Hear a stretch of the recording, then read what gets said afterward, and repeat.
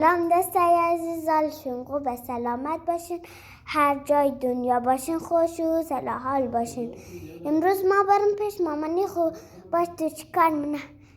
مامان جون چیکار منه؟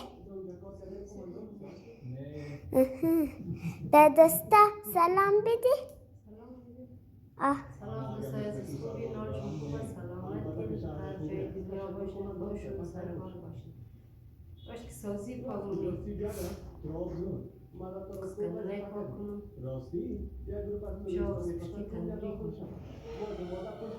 هر کس پشتی تندوری مخوره امشا باید.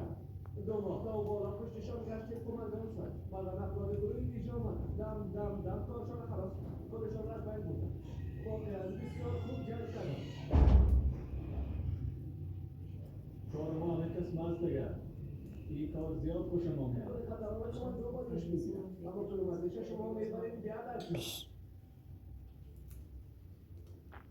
گروه ویژه با غیر از پیدا کردن ما گرفتن تو رو سابیرن چی کنم ایتانا دوستا ما نمیخوایم گروه را زیاد خسته بسازیم بسن ولی راست بگیم کماندان هانی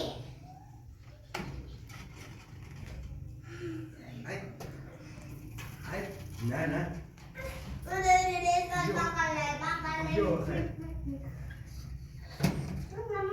بيجي بشي يجي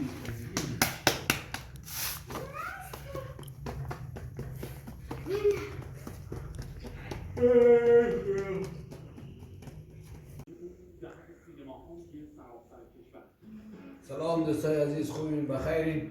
جانمان چونجوره؟ با این امشا که بولانی تندوری پخته کردیم، مگه اشتیا دارین یا بسم الله جایشون خالی. سلام دوستای عزیز، حالشون خوبه؟ سلامت باشین، هر جای دنیا باشه خوش و حال باشین. سرم احیا کننده ابروی سرم رویش مجدد ابروها 4